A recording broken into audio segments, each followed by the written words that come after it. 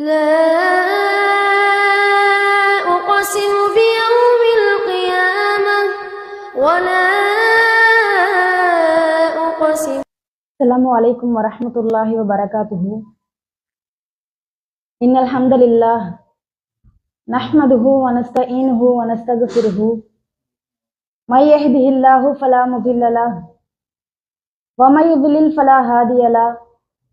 أشهد أن لا إله إلا الله وأشهد أن محمدا عبده ورسوله. أما بعد، أعوذ بالله من الشيطان الرجيم. بسم الله الرحمن الرحيم. يا أيها الناس اتقوا ربكم الذي خلقكم من نفس واحدة وخلق منها زوجها وبث منهما رجالا كثيرا ونساء واتقوا الله الذي تساءلون به والأرحام إن الله كان عليكم رقيبا. يا أيها الذين آمنوا اتقوا الله وقولوا قولا سديدا يصلح لكم أعمالكم ويغفر لكم ذنوبكم ومن يطع الله ورسوله فقد فاز فوزا عظيما. يا أيها الذين آمنوا اتقوا الله حق تقاته ولا تموتن إلا وأنتم مسلمون. إن أصدق الحديث كتاب الله وأحسن الهدي هدي محمد صلى الله عليه وسلم وشر الأمور محدثاتها وكل محدثة بدعة وكل بدعة ضلالة وكل ضلالة في النار. கண்ணியமிக்க எல்லாமல்ல அல்லாஹ்வின் நல்லடியார்களே, FRTJவின் சார்பாக ஏற்பாடு செய்யப்பட்டுள்ள இந்த பயான் நிகழ்ச்சியிலே நாம் எல்லாம் ஒன்று கூடியிருக்கிறோம். அல்ஹம்துலில்லாஹ். இந்த நேரத்திலே உங்களுக்கு முன்னால் நான் பேச எடுத்துக்கொண்டுள்ள தலைப்பு, எனக்கு கொடுக்கப்பட்டுள்ள தலைப்பு, மார்க்கம் மறந்த மங்கையரே. இந்த தலைப்பு எடுக்கப்பட்டதற்கான நோக்கம் பெண்களையோ அல்லது வேறு யாரையோ குறை சொல்வதற்காக அல்ல. நம்முடைய முஸ்லிம் சமூகத்தில், குறிப்பாக வெளிநாடுகள்ல வாழக்கூடிய முஸ்லிம்கள், அவர்களை அறியாமலேயே அவர்களிடத்தில் ஊடுருவி இருக்கக்கூடிய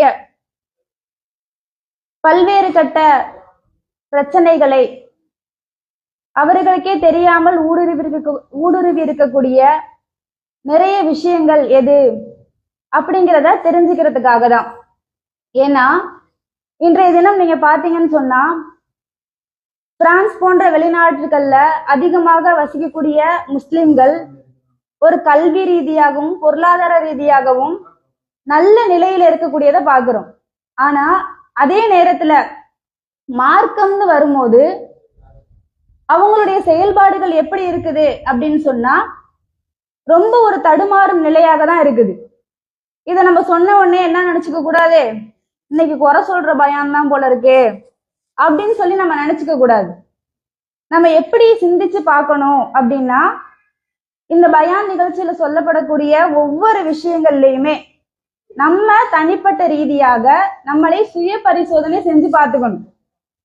ஹிஜாபை பத்தி சொல்றாங்களா, இதுல நம்ம எந்த நிலையில இருக்கிறோம்?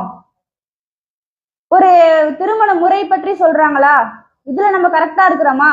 ஒரு 100 மதிப்பெண்ணுக்கு உங்களுக்கு நீங்க எத்தனை மதிப்பெண்ணு போட்டுப்பீங்க? ஹிஜாபை பத்தி சொல்லும் போது, என்ன இவ்வளவு இருக்குதா, ஆனா 25% கூட நம்ம ஃபாலோ பண்ணலையே அப்படின்னு இருந்தா நீங்க மார்க்கம் மறந்த மங்கையர் தான்.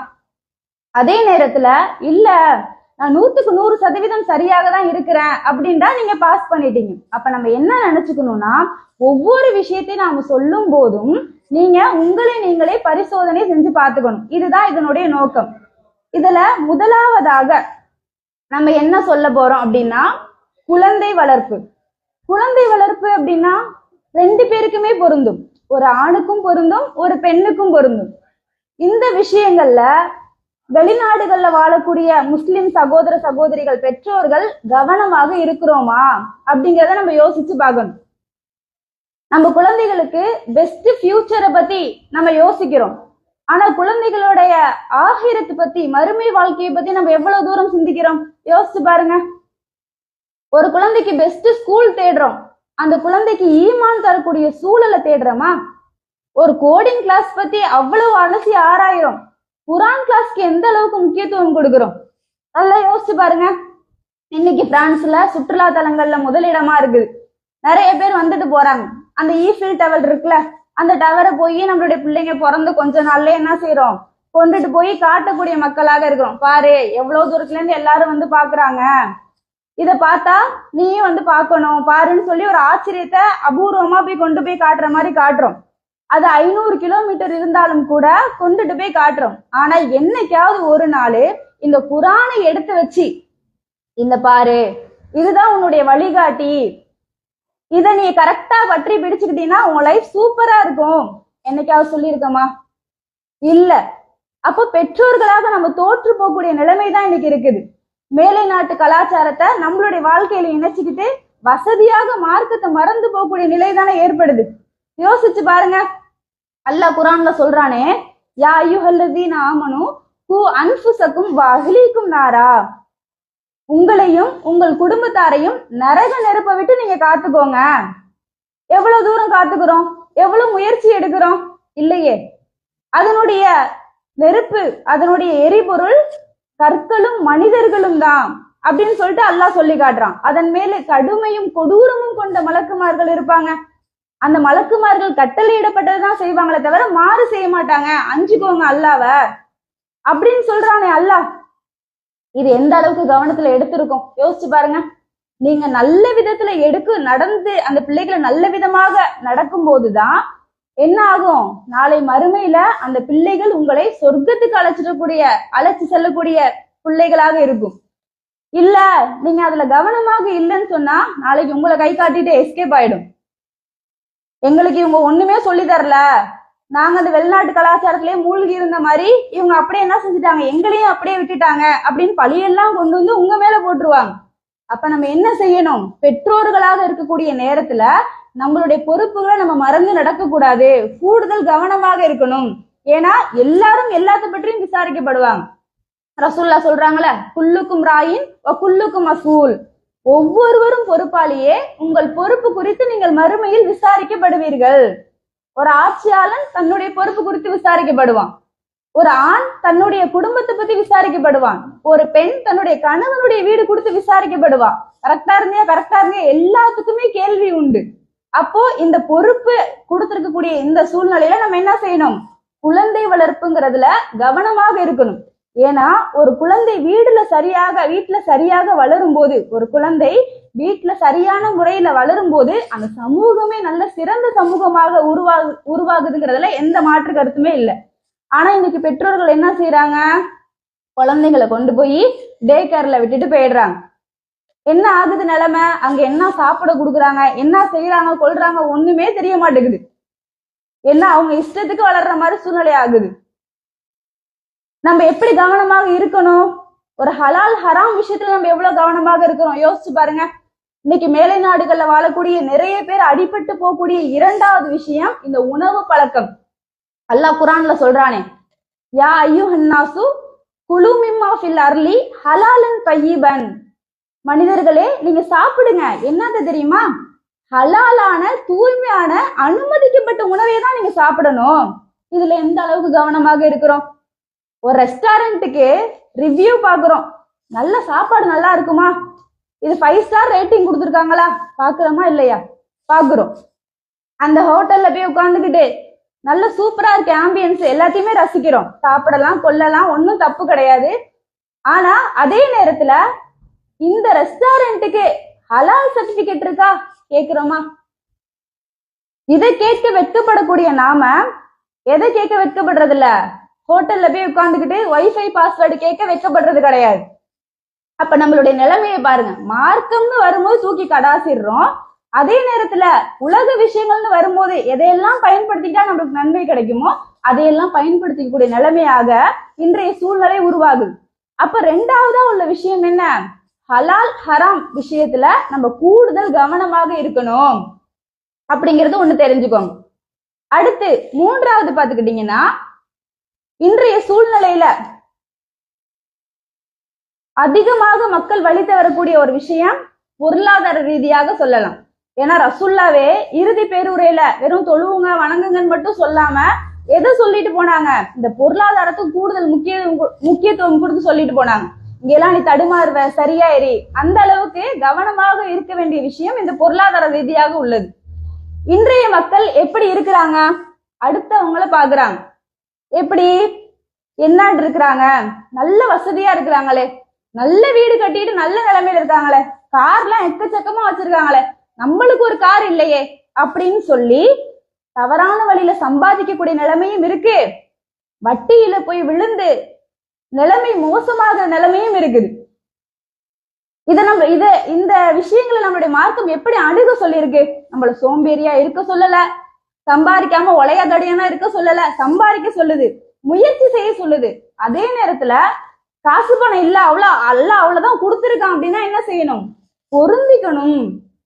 தவறான வழியில பொருளாதாரம் ஈட்டி அந்த நேரத்துல நம்ம என்ன செய்யக்கூடாது? தவறான வழியின் பக்கம் நாம செல்லக்கூடாது. ரசூல் ஸல்லல்லாஹு அலைஹி வஸல்லம் அவங்க சொல்றாங்களா இல்லையா? என்ன சொல்றாங்க? நீங்க போதும்ன்ற மனசு உங்களுக்கு வேணும். ஏன்னா ரசூல்லா சொல்றாங்க, மனுஷன் சொல்றானா மாலி மாலி அப்படின்னு சொல்லிட்டு சொல்றானா, என்ன என்னுடைய செல்வம் சொல்லிட்டு அலையிறானா. ரசூல்லா சொல்லிட்டு சொல்றாங்க, எதுப்பா உன்னுடைய செல்வம்? எது தெரியுமா உன்னுடைய செல்வம்? உண்டு கழித்தது. நீ சாப்பிட்டு முடிச்சு அது டவுன்லோட் ஆயிடும், அது உன்னுடையது, அது உனக்குனே சொந்தமா உள்ள ஒண்ணு. ரெண்டாவது உனக்குன்னு சொந்தமானது எது தெரியுமா? நீ ட்ரெஸ் போடுறில்ல, அது உடுத்து கிழித்தது, கிழிஞ்சு போயிருக்கணும், அது கரித்துணியாவா ஆயிருக்கணும். அப்படியானா அது உன்னுடையது. இல்ல மடிச்சு கிடிச்சு திரும்பி துவைச்சு அயன் பண்ணி பீரோல தூக்கி வச்சு நீ மறுநாளே மௌத்தா போயிட்டா என்ன ஆகும்? அந்த துணிக்கு பங்காளி வந்துருமா, அது ஒன்னி சேர்ந்தது கிடையாது. மூணாவதா ரசூல்லா சொல்றாங்க, கொடுத்து மகிழ்ந்தது. கொடுத்து மகிழ்ந்ததா? அது எப்படிப்பட்டது? அது நம்பிக்கை சார்ந்தது. அல்லாஹ்விடத்துல அதுக்கு சிறப்பான தகுதி இருக்கு. இப்ப இதுதான் உன்னுடைய செல்வம். நீ உண்டு கழிச்சது, உடுத்து கிழித்தது, கொடுத்து மகிழ்ந்தது. இதை தவிர உன்னுடைய செல்வம் எதுவுமே கிடையாது.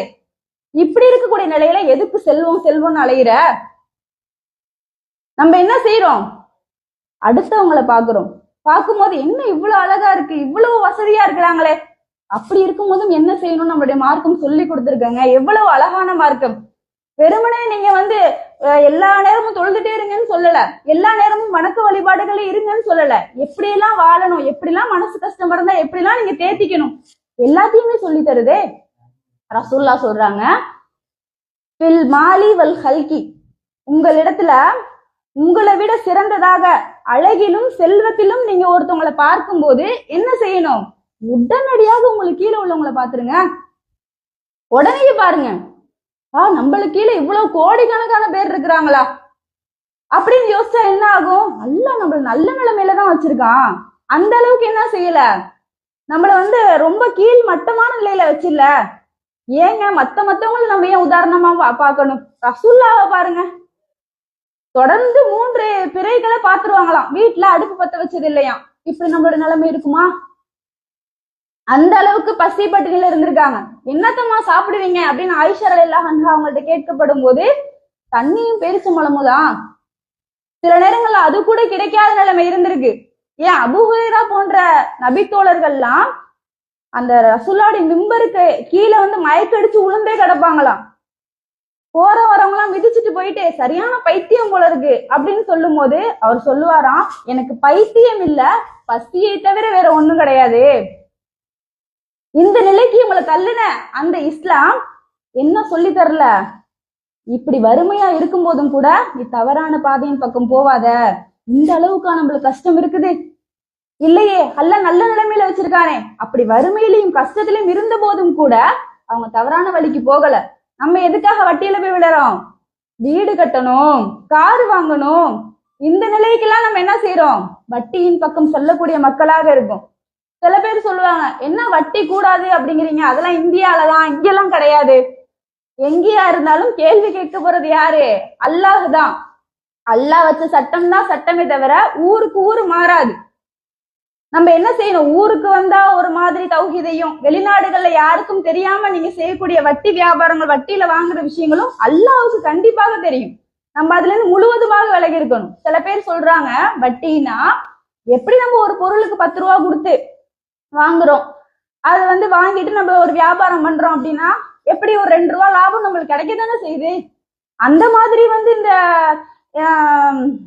வட்டியிலையும் வந்து நம்மளுக்கு என்ன கிடைக்குது, ஒரு 2 ரூபா 3 ரூபா லாபம் கிடைச்சா அதுவும் வியாபாரமும் வட்டியும் ஒண்ணுதான் அப்படின்னு சொல்லக்கூடிய நிலைமையே பாக்குறோம். அல்லாஹ் இதை வந்து வன்மையாக அல்லாஹ் இதை கண்டிக்கிறான். எப்படி கண்டிக்கிறான்?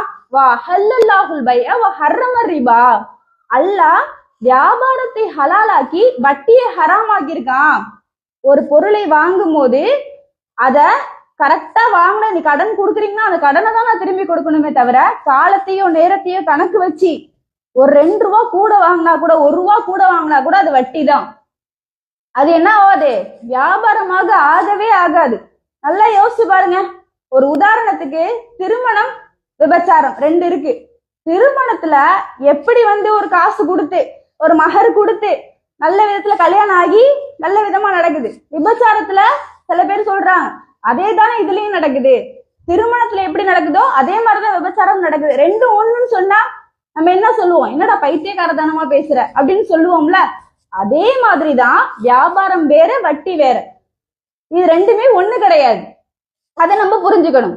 இப்படி பேசுறவங்கள, வியாபாரமும் வட்டியும் ஒண்ணுதான் சொல்லி பேசுறவங்கள அல்லாஹ் மறுமை நாள்ல எழுப்புவானாம். பைத்தியக்காரத்தனமான வாதம் பேசுனீல, பைத்தியமாவே எழு அப்படின்னு சொல்லக்கூடிய நிலைமை ஆகிடும். அப்ப நம்ம என்ன செய்யணும்னா இந்த வட்டியிலிருந்து நம்ம முழுவதுமாக விலகி இருக்கணும்.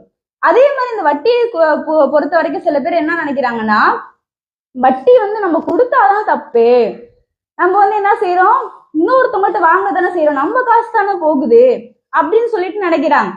அதுவும் தவறுதான். ஏன்னா ரசூல் ஸல்லல்லாஹு அலைஹி வஸல்லம் அவங்க சொல்றாங்க, லான ரசூலுல்லாஹி ஸல்லல்லாஹு அலைஹி வஸல்லம், நபி ஸல்லல்லாஹு அலைஹி வஸல்லம் அவங்க 4 பேர் சபிக்கிறாங்க. யாரு தெரியுமா? ஆக்கிலர் ரிபா, வட்டியே சாப்பிடுறாங்க. ஃபர்ஸ்டே யாருக்கு தான் சாபம்? வட்டியே சாப்பிடுறவருக்கு தான். அடுத்து ரசூலா சொல்றாங்க, மூக்கிலஹு, சாப்பிட கொடுப்பவன், காத்திபஹு, அதை எழுதி வைக்கிறவன், ஷாஹிதைஹி, அதனுடைய 2 சாட்சிகள். இப்படி 4 பேரையும் சொல்லிட்டு ரசூல்லா சொல்றாங்க, ஹும் சவாஉன், இவங்க எல்லாருமே பாவத்தால சமம் தான். உன்னு மேல உன்னை ஒஸ்தி மட்டம் கிடையாது. நீ எந்த நிலையில போனாலும் உனக்கு அல்லாஹ் ரசூல் ஸல்லல்லாஹு அலைஹி வஸல்லம் அவங்க சாபம் விட்டுருக்காங்க. அப்ப இந்த 4ம் என்ன செய்யக்கூடாது, எந்த விதத்திலையும் நம்மளுடைய தொடர்புலே இருக்காத அளவுக்கு நம்ம பார்த்துக்கணும். இதை விட கூடுதலாக இப்படி ஹராமான வழியில சில பேர் பேங்க்ல எல்லாம் போய் சம்பாதிக்கிறாங்கல்ல, அதெல்லாம் ஒண்ணும் தப்பு இல்ல, நம்மளாம் வந்து அந்த காசை எடுத்துக்கிறோம், நம்மளுக்கு சம்பளம் தானே போடுறாங்க அப்படின்னு ஹராமான தொழிலின் பக்கம் போய் சம்பாதிச்சு அதன் மூலமாக தன்னுடைய குடும்பத்தை காத்துக்கக்கூடிய நிலையும் வெளிநாடுகள்லயும் சரி இங்கேயும் சரி மக்கள் அதை சர்வ சாதாரணமாக செய்யக்கூடிய நிலை ஏற்படுது. இது கரெக்டா? இது ரொம்ப ரொம்ப தவறான ஒரு விஷயம். எல்லா இடத்துலயும் தண்டனைக்குரியது. அதே நேரத்துல ரொம்ப முக்கியமான இக்கட்டான சூழ்நிலையில இவர்களுடைய துவா ஏற்றுக்கொள்ளப்படாது. ரொம்ப கஷ்டம், ரொம்ப முடியாம ஐசியூல இருக்கிறாங்க. அப்ப நம்ம என்ன செய்வோம், டாக்டரே கை விரிச்சிட்டாரு, நீங்க வந்து உங்களுடைய இஷ்ட தெய்வத்திட்ட வேண்டிக்கோங்க அப்படின்னு நம்ம என்ன செய்வோம், அல்லாஹ் உன்னை தவிர எனக்கு போக்கிடம் இல்லை துவா செய்வோம்ல. அந்த நேரத்துல அல்லாஹ் வந்து என்ன செய்வான், துவாவை ஏத்துக்குவானா இல்லையா இக்கட்டான சூழ்நிலையில உள்ளும் போது. ஆனா இந்த மாதிரி ஹராமான வழியில சம்பாரிச்சு அதன் மூலியமாக சாப்பிடக்கூடியவங்களோட துவாவை ஏற்றுக்கொள்ளவே படாது. நபி ஸல்லல்லாஹு அலைஹி வஸல்லம் அவங்க சொல்றாங்க, பயண நேரத்துல ஒருத்தர் முடியெல்லாம் அப்படியே களைஞ்சு போய் ரொம்ப களைப்பா ஒரு இடத்துல நிக்கிறாரு. பொதுவாகவே பயண நேரத்துல செய்யக்கூடிய துவா ஏற்றுக்கொள்ளப்படும். ஆனா இந்த ஒரு பிரயாணியை பத்தி ரசூல் ஸல்லல்லாஹு அலைஹி வஸல்லம் அவங்க சொல்லும் போது அவர் அந்த பிரயாண நேரத்துல துவா செய்யறாராம் எல்லா இடத்துல, யா ரப்பி யா ரப்பி அப்படின்னு, என்னுடைய இறைவா என்னுடைய இறைவா எனக்கு ஏதாவது உதவி செய் அப்படின்னு சொல்லி கேட்கப்படும் போது அப்ப வந்து ரசூல்லா சொல்றாங்க, மத்தமுஹு ஹராம், அவர் சாப்பிட்ட அந்த சாப்பாடு ஹராமான சம்பாத்தியத்துல வந்தது. மல்பசுஹு ஹராம், அவர் போட்டிருக்க ட்ரெஸ் ஹராமான வழியில வந்தது. மஷ்ரபுஹு ஹராம், அவர் குடிக்கிற அந்த தண்ணி ஹராமான வழியில சம்பாத்தியத்துல இருந்து வந்தது. குதிய பில் ஹராம், இவ்வளவு தூரம் பயணம் செஞ்சு வந்தாரு அவ்வளவும் ஹராமான வழியில வந்தது. அண்ணா யுஸ்தஜாபுலி தாலிக், பிறகு எப்படி அவருடைய பிரார்த்தனை ஏற்றுக்கொள்ளப்படும் அப்படின்னு நபி ஸல்லல்லாஹு அலைஹி வஸல்லம் அவங்க கேக்குறாங்க. அப்ப இக்கட்டான சூழ்நிலையில இருக்கும்போது கூட ஒரு துவா அங்கீகரிக்கப்படலைன்னா அதற்கு காரணம் என்னவாக இருக்குது, சம்பாத்தியம் ஹலாலாக இல்லாமல் ஹராமான வழியில இருப்பதனால வந்த கேடுதான் இது. அப்ப நம்ம என்ன செய்யணும்னா நம்மளுடைய சம்பாத்தியம் ஹலாலான முறையில் அமையுமாறு நம்ம இருக்கணும். இதுலயும் நம்ம மறந்துட்டு இருந்தோம்னு சொன்னா நம்மளுடைய துவா ஏற்றுக்கொள்ளப்படாது. இதையும் ஞாபகத்துல வச்சுக்கோங்க. அடுத்து பாத்துக்கிட்டீங்கன்னா, பெண்கள் இன்றைய மேலை நாட்டு கலாச்சாரங்கள்ல பெண்கள் உரிமைன்னு நினைச்சுக்கிட்டு இந்த வேலைக்கு போறது ஒரு ஃபேஷன் மாதிரி நடந்துகிட்டு இருக்கு. இது எப்படின்னா, மார்க்கத்துல அனுமதிக்கப்பட்டதா இல்லையா அப்படின்னு நம்ம பார்த்தோம்னா, பெண்கள் கண்ணியமான ஆடை அணிஞ்சுக்கிட்டு நல்ல முறையில நல்ல விதமாக பிறருக்கு தொல்லை தராத விதத்துல அவங்களுடைய ஆடையெல்லாம் கரெக்டா இருந்துட்டு ஒழுங்குமுறைகள்லாம் கரெக்டா எல்லாத்தையும் பேணாங்கன்னா வேலைக்கு அவங்க போகலாம். ஆனா அதற்கு முன்னாடி இந்த சுமையை இஸ்லாம் பெண்களுக்கு கொடுக்கவே கிடையாது. சம்பாத்தியம் முழுக்க யாருடைய பொறுப்பு? ஆண்களுடைய பொறுப்பு. ரசூல்லா அல்லாஹ் தன்னுடைய திருமறை குர்ஆன்ல சொல்றான, அர்-ரிஜாலு கவ்வாமூன அலன் நிசா, ஆண்கள் பெண்களை நிர்வகிப்பவர்கள். எதனால? அவங்க பொருளாதாரத்தை செலவழிக்கிறாங்க, உடல் ரீதியாகவும் பலமாக இருக்கிறாங்க அப்படின்ற காரணத்தை இஸ்லாம் சொல்லிட்டு, ஆனா பெண்கள் என்ன செய்ய மாட்டாங்க? இதை ஏத்துக்க மாட்டாங்க. இல்ல, முடியாது, நாங்களும் எப்படிதான் புதுமை பெண்கள் தான், எங்களாலையும் முடியும். எது முடியும்? அல்லாவே சொல்றான், உங்களை நான் அவங்களுக்கு கீழே பலவீனமாக தான் படைச்சிருக்கேன். சில பேர் உதாரணம் சொல்லுவாங்க, ஏன் நாங்க கராத்தே எல்லாம் போடுறோம், ஆணுக்கு நிகராக எல்லாமே செய்யறோம். எல்லாமே செய்றீங்க தான். கராத்தே யாரு கூட போடுறீங்க?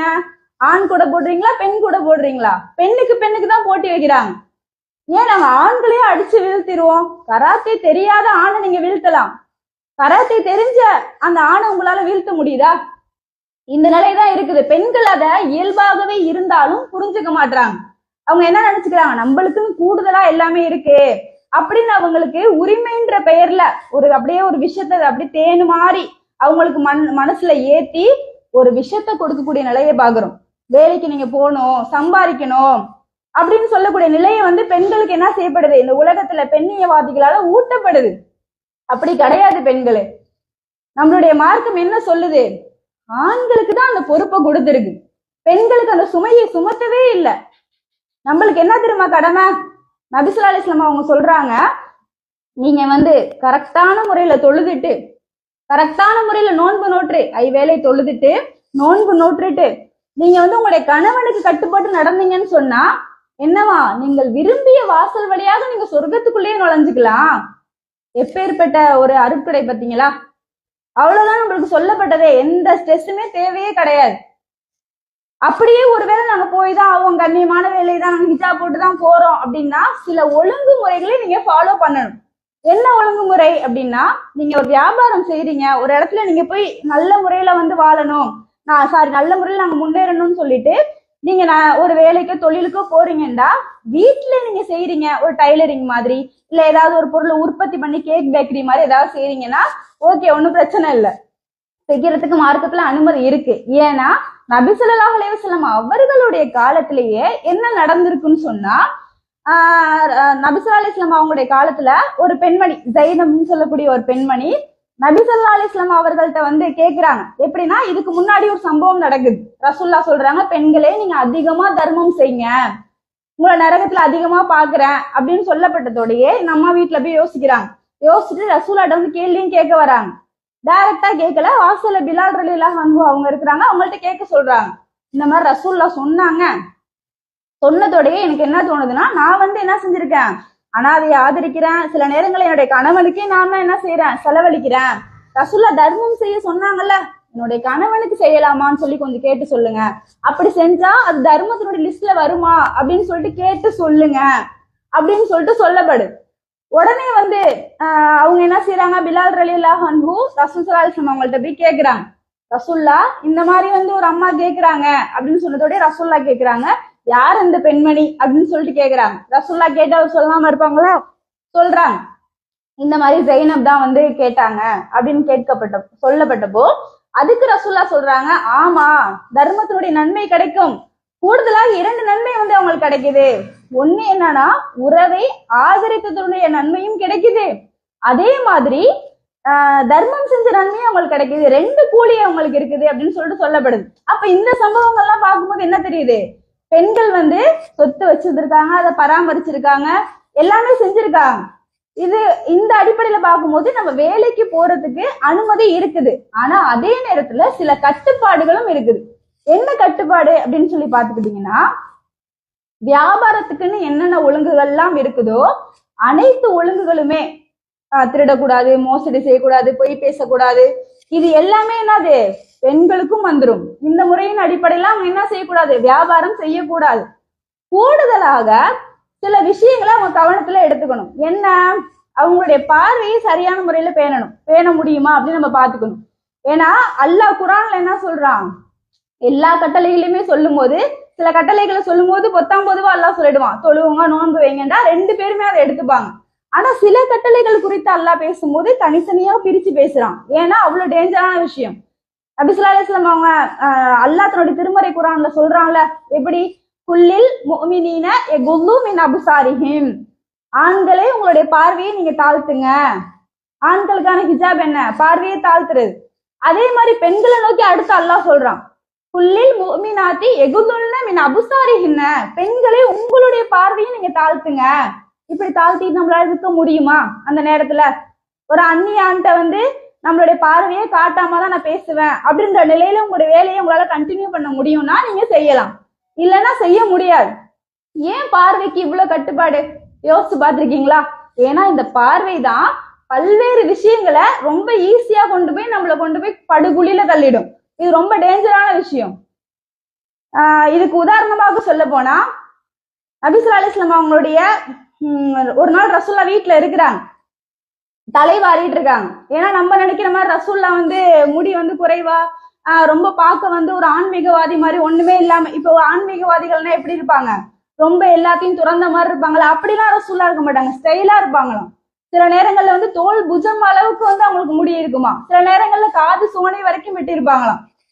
அந்த ஹதீஸ்கள் அதை பத்தி வர்ணிக்கும் போது சஹாபாக்கள் சொல்றாங்க, ரசூல் ஸல்லல்லாஹு அலைஹி வஸல்லம் அவங்க போர்க்களத்துல அந்த முடி இருக்குல்ல, அந்த முடி இப்படி சில நேரத்துல வளைச்சு விட்டுப்பாங்களாம். அப்படியே போர்க்களங்கள்ல அவங்க வாழை ஏந்திக்கிட்டு குதிரையில போகும்போது அவ்வளவு அழகா இருக்கும் அப்படின்னு சொல்றாங்க. அந்த அளவுக்கு ரசூல்லா முடி வச்சிருந்தாங்க. அந்த முடிய வீட்டுல என்ன செய்யறாங்க, ஈரோலி வச்சு சீவிட்டு இருக்காங்க. இப்போ ஒருத்தர் வராரு, வந்ததோட என்ன ஆகுது, பர்மிஷன் கேட்டுதான் வரணும், 3 வாட்டி சலாம் சொல்லணும், பதில் சொல்லணும்னா போயிடணும். இவர் என்ன செய்யறாரு, எதுக்கு வேஸ்டா தூங்கி ஈங்கிட்டு இருந்தாங்கன்னா நம்ம எதுக்கு டிஸ்டர்ப் பண்ணணும், எட்டி இப்படி பாத்துருவோம், இருந்தாங்கன்னா அனுமதி கேட்டு உள்ளாக்க போவோம் அப்படின்ற ரீதியில இவங்க என்ன செய்யறாங்க, எட்டி பாத்துடுறாரு. இவர் பார்த்தத ரசூல்லா பாத்துடுறாங்க. பார்த்துட்டு என்ன செய்யறாங்க, அந்த ஈர்வொலியை வச்சிருக்கவங்க, இப்படி பாக்குறதுல உன் கண்ணை குத்திடுவேன், என்ன இங்க பாக்குற அப்படின்னு சொல்லிட்டு கேட்டுட்டு சொல்றாங்க, இன்னமா ஜுயில இஸ்திஹ்சானு மின் அஜலில் பஸர், இந்த பார்வை இருப்பதன் காரணத்தினாலதான் வீட்டுக்குள்ள வரும்போது அனுமதி கேட்க வேண்டும் என்ற சட்டத்தையே அல்லாஹ் ஏற்றிருக்கான். அவ்வளவு டேஞ்சரான விஷயம். நீ பாட்டுக்கு உள்ளாக்க என்ன இருப்பாங்க, நீ பாட்டுக்கு யாரையும் கேட்காம உள்ளாக்க வந்துருவ, எட்டி பாத்துருவ, வீட்டுல வயசு பிள்ளைங்க இருப்பாங்க, புதுமண தம்பதிகள் இருப்பாங்க, நீ பாத்துட்டு போயிடுவ, நீ நல்ல பிள்ளைதான். ஆனா உன் கூட ஒரு ஷைத்தான் இருக்கானே, அவன் அமைதியாக இருப்பானா? போய் வீட்டுக்கு போய் படுத்ததுல இருந்து என்ன செய்வான், அந்த காட்சிகளை ரிவைண்ட் பண்ணி போட்டு பாத்துக்கிட்டே இருப்பான். இது எப்படி அப்படி இப்படின்னு யோசிச்சுட்டு அப்புறம் தவறான வழிகள்ல தவறான விஷயங்களை செஞ்சிருவான். அதனால முதல்ல பார்வையை தாழ்த்திட்டா என்ன ஆகும், தவறான விஷயங்கள்ல இருந்து விடுபட முடியும். அதனாலதான் பார்வைக்கு இவ்வளவு கட்டுப்பாடுகள் இருக்குது. அப்போ நம்ம பார்வை கட்டுப்பாடுதலோடு ஒரு வேலையை தொடர முடியுமா அப்படிங்கிறத நீங்க யோசிச்சு பாருங்க. அதே மாதிரி அந்த வேலை பார்க்கக்கூடிய ஆண்கள் இடத்துல குலைந்து பேசாமல் இருக்க முடியுமா? குர்ஆன் சொல்லுது, நீங்க என்ன செய்யணும், உங்களுடைய அடுத்த அந்நிய ஆண்கள்கிட்ட நீங்க பேசும்போது குலைந்து பேசாதீங்க. குலைந்து பேசினா என்ன ஆகும், எவனுடைய உள்ளத்துல நோய் இருக்குதோ அவன் சபலப்படுவான். நீ பாட்டுக்கு யதார்த்தமா பேசிட்டு போயிடுவீங்க, ஆனா அவன் என்ன செய்வான், அவன் பாக்குற பார்வையே வேற மாதிரி ஆயிடும். கவனமாகிறீங்க. இப்படி பேச முடியுமா? எடுத்தெறிஞ்சு பேசினதோட நம்மளை தூக்கி வச்சு கொஞ்சுவாங்களா, நல்ல ப்ரொமோஷன் கொடுப்பாங்களா? வெளில போன அனுப்பி விடுவாங்க. அதுக்காகவே பெண்கள் என்ன செய்யறது, வாலண்டியரா போய் பேசுற மாதிரி ஆகக்கூடிய நிலைமை ஆகுது. இது மார்க்க வரம்புக்கு உட்பட்டது கிடையாது. நீங்க குழஞ்சு பேசக்கூடாது. இதுல உங்களால கவனமாக இருக்க முடிந்தா நீங்கள் வேலைக்கு செல்லலாம். அதே மாதிரி பாத்துக்கிட்டீங்கன்னா ஹிஜாப் சரியான முறையில பேணி நீங்க போகணும். எப்படி, ஹிஜாப் ஒரு ஹெல்மெட் கவர் மாதிரி இருக்கு. எப்படி இப்ப உள்ள காலத்துல ஒரு ஹெல்மெட் கவர் தான். இந்த கழுத்துக்கு கீழே அல்லாஹ் குர்ஆன்ல சொல்றான், வலா யுபதீன ஸீனத்தஹுன்ன, நீங்களுடைய அலங்காரத்தை வெளில காட்ட வேணாம்னு சொல்லிட்டு யுதனீன அலைஹின்ன மின் ஜலாபிபிஹின்ன, அவங்களுடைய முக்காடுகளை மார்பின் மீது தொங்க விட சொல்றான். ஆனா அந்த ஹிஜாப் என்ன செய்ய மாட்டேங்குது, இந்த கழுத்துக்கு கீழே இறங்க மாட்டேங்குது. புடிச்சு இழுத்தா என்ன செஞ்சிடும், இருக்கக்கூடிய அந்த கர்ச்சீப் துணியும் கீழே விழுந்துரும். அந்த அளவுக்கு ரொம்ப சின்ன கோண்டு. இப்படிதான் பெண்கள் வந்து அணியிறாங்க. பேருக்கு ஹிஜாப்னு இருக்கு, அது ஹிஜாபா? அந்த ஹெல்மெட் மாதிரி உள்ள அந்த ஹிஜாபுக்கு போடக்கூடிய அலங்காரம் எப்படி இருக்குது? 2 மணி நேரம் இத போட்டு அதை போட்டு, எல்லாமே அலங்காரம் தான். நீங்க ஃபேஸ் வாஷ் பண்ணத்தோட வெளில வந்தாலும் அது அலங்காரம் கிடையாது. அதுக்கு வந்து ஒரு சும்மா டச் அப் தான் பண்ண, பேக்கப் தான் பண்ணேன்னு சொல்லிட்டு பண்ணாலும் அது அலங்காரம் தான். ஒரு லிப் பாம் தான் நான் போட்டேன், ஒரு கண்ணுக்கு வந்து ஒரு எப்படி சொல்றது, மேல வந்து ஒரே ஒரு ஐலைனர் தான் நான் வரைஞ்சேன், அதுல என்ன பெருசா இருக்க போகுது, அதுவும் அலங்காரம் தான். பிறர் பார்த்து கவர்ற மாதிரி உள்ள லென்ஸை நான் மாட்டுறேன், அதுல என்ன கவர போகுது, அது அழகா இருக்குன்னு தானே போடுறீங்க. அது பிறரை கவர்ற மாதிரி இருந்தா அல்லாஹ் சொல்லக்கூடிய சட்டத்தின் அடிப்படையில வெளியில அலங்காரத்தை காட்டக்கூடாது. அந்த நிலைமையில உங்களால அந்த வேலையை தொடர முடியுமா? டைட்டா அணிஞ்சுக்கிறாங்க. ரசூலுல்லாஹ் சொல்றாங்கல்ல, ஒரு காலம் வரும் பெண்கள் ஆடை அணிந்தும் நிர்வாணமாக இருப்பாங்க, அந்த ட்ரெஸ் போடுறதுக்கு போடாமே இருந்துடலாம். எவ்வளவு பெண்கள் நம்ம ட்ரெஸ்ஸை பாக்குறோம், அப்படியே டைட்டா இருக்கு. ஒரு மாற்று மதத்துல உள்ள பெண்கள் கூட நல்ல முழுமையான ட்ரெஸ் கொஞ்சம் லூஸா போட்டு போகக்கூடிய நிலைமை இருக்கு. ஆனா புர்கான்ற பேர்ல அப்படியே அங்க அடையாளங்கள் அப்படி தெரியுற மாதிரி அவ்வளவு டைட்டா போட்டு போறாங்க பெண்கள். இந்த நிலையில தான் நிறைய பேர் ஹிஜாபை பேணக்கூடிய நிலையை நம்ம பாக்குறோம். அப்ப நம்ம என்ன செய்யணும்னா, நம்மளுடைய ஹிஜாபு சரியான முறையில் நம்ம அமைச்சுக்கிட்டு வேலைக்கு போக முடிஞ்சால் நம்ம போகலாம், இல்லைன்னா நம்ம என்ன செய்யக்கூடாது, போகக்கூடாது. இதெல்லாம் நம்ம கூடுதல் கவனமாக வச்சுக்கணும். அதே நேரத்துல நம்ம நிறைய பேர் பெண்கள் வேலைக்கு போறது வந்து சிறப்பா பேசுறாங்கல்ல, இதை ஆய்வு செஞ்சு சொல்லும் போது என்ன செய்யறாங்கன்னா, இது பெண்களுக்கு ஏத்தது கிடையாது. எப்படி கிடையாது? ஒரு மனுஷன் 8 மணி நேரம் வேலை பார்க்கணும், 8 மணி நேரம் தூங்கணும், 8 மணி நேரம் என்ன செய்யணும், அவன் வந்து ஃப்ரீயா இருக்கணும், மைண்ட் ரிலாக்ஸாக இருக்கணுங்கிறாங்க. வேலைக்கு போற பெண்கள் இடத்துல எப்படி நடக்கும்? வேலைக்கு போவாங்க, திரும்பி வந்தா என்ன ஆகும், வீடு எப்படி போனப்ப போட்டு போனோமோ அதே மாதிரிதான் கிடக்கும். திரும்பி வந்து நம்ம தான் செய்யணும். அப்ப மொத்தம் எத்தனை மணி நேரம் வேலை அவங்களுக்கு? 16 மணி நேரம். காலைல எந்திரிச்சு சமைச்சு அவங்க காலையில எந்திரிச்சு சமைச்சு எல்லாம் பண்ணி டென்ஷன் ஆகி கத்தி, மதியானம் வீட்டுல உள்ள மாமனார் மாமியாருக்கெல்லாம் ஹாட் பாக்ஸ்ல சூடா எடுத்து வச்சு பிள்ளைங்களுக்கு அனுப்பி விட்டு, அவங்களுக்கு எடுத்துட்டு போய் கணவனுக்கு எடுத்து லஞ்ச் பேக்ல கொடுத்து விட்டு எல்லாம் செஞ்சு முடிச்சுட்டு வேலைக்கு போறாங்க. திரும்பி வந்து அங்க உள்ள வேலை போல அவங்க திட்டுறது கொள்றது எல்லாத்தையும் வாங்கிட்டு திரும்பி வீட்டுக்கு வராங்க. வீட்டுக்கு வந்தோட நம்மளுக்கு ஜின்னா துணைக்கு இருக்கு எல்லா வேலையும் செய்யறதுக்கு. யாரு செய்யறா? எப்படி போட்டு போனோமோ அப்படியே கிடங்கு விடு. திரும்பி வந்து யாரு செய்யறா? பெண்கள் தான் செய்யறாங்க. இப்படி செஞ்சா அவங்களுக்கு என்ன தெரியுமா ஆகுதான், மனசு ரீதியாக அவங்க ரொம்ப ஸ்ட்ரெஸ் ஆகுறாங்க. சில பேர் நினைப்பாங்க வேலைக்கு போறவங்கள பார்த்து, ரொம்ப நல்லா சம்பாதிக்கிறாங்க, நல்லா இருக்காங்க, நம்ம தான் வீட்லயே அழுக்கு நைட்டியோட கிடக்குறோம்னு. ஆனா உண்மை என்ன அப்படின்னு சொல்லி பாத்துக்கிட்டீங்கன்னா, இவங்க எப்படி நினைக்கிறாங்கன்னா, அந்த பெண்கள்கிட்ட போய் கேட்டாதான் தெரியுது, இல்ல நாங்க வந்து தொல்லைப்படுத்தப்படுறோம் அங்க வேலை பாக்குறவங்கள, அந்த மேலிடத்துல உள்ளவங்களால. கணவனே வந்து குத்தி காட்டி பேசுறான், வீட்டுக்கு வந்து நான் தானே எல்லாம் செய்யறேன்னு ஒரு சண்டையில மாமியார்ட்ட சொல்லி காட்டிட்டா போதும், உடனே அவங்க சொல்றான், ஆமா ஆமா நீ எப்படி சம்பாதிக்கிறேன்னு தெரியாதா அப்படின்னு ஒரே போட எங்க மனசு கஷ்டப்படுத்திடுறாங்க. இப்படி எல்லாம் மனசை கஷ்டப்படுத்தி ஒரு தொழிலுக்கு போறது அது ஒரு நன்மை நீங்க நினைக்கிறீங்களா? பெண்களுடைய உடலுக்குமே அது பாதுகாப்பே கிடையாது. இதனால பெண்கள் வந்து புற்றுநோய்க்கு உள்ளாக்கப்படுறதாகவும், கருப்பை புற்றுநோய் அவங்களுக்கு இதனால வரதாகவும் சொல்லப்படுது. அப்ப பெண்களுடைய உடல் நலத்துக்கும் இது கேடு. அடுத்து பாத்துக்கிட்டீங்கன்னா, பெண்கள் இதனால எதுல இருந்துலாம் தவறுறாங்கன்னா, அவர்களுடைய பொறுப்பிலிருந்து தவறக்கூடிய, உண்மையான பொறுப்புல இருந்து தவறக்கூடிய நிலைமை ஆகுது. வெளியில போய் வேலை செஞ்சு இதா பண்றது மட்டும் உரிமையான விஷயம் கிடையாது, அது பெருமையான விஷயம் கிடையாது. உள்துறைன்னு ஒரு வேலை இருக்கு, குடும்பத்தை எடுத்து நடத்துறது, அதுவும் ஒரு சிறந்த வேலை தான், நல்ல ஜாப் தான் அது. குழந்தைகள் நல்ல விதமா வளர்க்கறது ஒண்ணு அவ்வளவு ஈஸியானது கிடையாது. எல்லாத்தையும் கொண்டு இது பண்ணி பாக்குறது வந்து ரொம்ப கஷ்டமான வேலை தான். அது அல்லாஹ் நம்மளுக்கு பொறுப்பா கொடுத்துருக்கானே, அது ஏன் கவனத்திலேயே எடுத்துக்க மாட்டேங்கிறோம்? பெண்கள் என்ன செய்யறாங்க, அதை வந்து ஒரு அலட்சியமா பாக்குறாங்க. இல்ல அதெல்லாம் வந்து என்ன கிடையாது, ஒரு பெரிய விஷயம் கிடையாதுன்னு. அப்படி பார்த்தா பெண்கள் வந்து வேலைக்கு அந்த குழந்தைய விட்டுட்டு போகும்போது பெண்களுக்கு துரோகம், அந்த குழந்தைகளுக்கு துரோகம் செய்யக்கூடிய நிலைமையை பார்க்க முடியுது. பால் ஊட்டக்கூடிய தாய்மார்கள் குழந்தைய விட்டுட்டு போறாங்க. சில பேர் சொல்லுவாங்க, நாங்க பால் இதெல்லாம் எல்லாத்தையும் எடுத்து வச்சு லைவா ஃப்ரிட்ஜில் வச்சு திரும்பி சூடு காட்டி தாய்ப்பால் தான் நாங்க கொடுக்குறோம் அப்படின்னு நீங்க கொடுத்தாலுமே, சில பேர் பொட்டி பால் கொடுக்குறாங்க, சில பேர் நாங்க இல்லை இப்படிதான் கொடுக்குறோம்னு சொன்னாலுமே, நீங்க லைவா அந்த குழந்தைக்கு தாய்ப்பால் கொடுக்கும்போது மட்டும்தான் நல்ல குட் பாக்டீரியா லைவா உள்ள அந்த மில்க்ல மட்டும்தான் கிடைக்குமா குழந்தைக்கு. நீங்க டப்பால் எடுத்து வச்சா கூட அந்த குட் பாக்டீரியா வந்து செத்து போயிடுமா. அது குழந்தைக்கு சத்து கிடையாது. ஒரு குழந்தை குடிக்கக்கூடிய தாய்ப்பால் தான் ஒரு 70 வருஷம் 80 வருஷம் அந்த குழந்தையை பாதுகாக்குதுன்னு சொன்னா அந்த குழந்தைக்கு நீங்க துரோகம் செய்றீங்களா இல்லையா? அதெல்லாம் அப்படியே அலட்சியமா விட்டுட்டு யார்கிட்டயும் விட்டுட்டு போறீங்களே, அந்த குழந்தை நல்ல முறையில வளருமா? இயற்கையாகவே குழந்தை ஒரு அரவணைப்பையும் ஆசையும் எதிர்பார்க்கும். அப்படி உள்ள குழந்தைகள் தான் நல்ல விதத்துல வளருதான் ஆய்வுல கண்டுபிடிக்கிறாங்க. எந்நேரமும் வேலை வேலைன்னு சொல்லி குழந்தைய எங்க பக்கத்து வீட்டுல அவங்க பாத்துப்பாங்க இவங்க பாத்துப்பாங்கன்னு விட்டுட்டு போற குழந்தைகள் முரடனாக வளருது, கெட்ட பழக்கங்களை அதிகமாக கற்றுக்கொள்ளுது அப்படின்னு ஆய்வுகள்ல வெளிப்படுத்துறாங்க. அப்ப நம்ம என்ன செய்யணும்? வேலைக்கு நம்ம போறதை விட இதுவும் ஒரு நல்லதுதான். அல்லாஹ் சொல்லியிருக்கிற மாதிரி இதுவும் ஒரு உரிமையான வேலை தான், இது ஒண்ணும் அவ்வளவு மட்டமானது கிடையாது அப்படிங்கிறத நம்ம புரிஞ்சுக்கணும். இதெல்லாம் வேலையை செய்வதனுடைய ஒரு பெண்கள் வேலைக்கு போறதா இருந்தா எந்த நிலையில போலாம், போறதுக்கு வந்து தடை கிடையாது. ஆனா இந்த ஒழுங்குகள்லாம் பேணுனா நம்ம இந்த வேலைக்கு போகலாம் அப்படிங்கிறத நீங்க கவனத்துல வச்சுக்கணும். அடுத்து பாத்துக்கிட்டீங்கன்னா ஒரு திருமணம் நடக்குது. இப்ப இங்க உள்ள திருமணங்கள்ல வரதட்சணை அதிகமாக நடக்குது. அங்க எப்படி நடக்குதுன்னு நம்மளுக்கு தெரியல. இதுக்குதான் எதிராக நம்ம இங்க பயான்கள்ல களத்துல வந்து இறங்கி பேசுறோம். ஆனா அங்க உள்ள திருமணங்கள்ல நம்ம பார்க்கும்போது மார்க்கத்துக்கு முக்கியத்துவம் கொடுக்காத நிலையை பார்க்க முடியுது. ஏன்னா ரசூல்லாவே சொல்றாங்க, ஒரு பெண் 4 நோக்கத்துக்காக திருமணம் செய்யப்படுறா. என்ன நோக்கம்?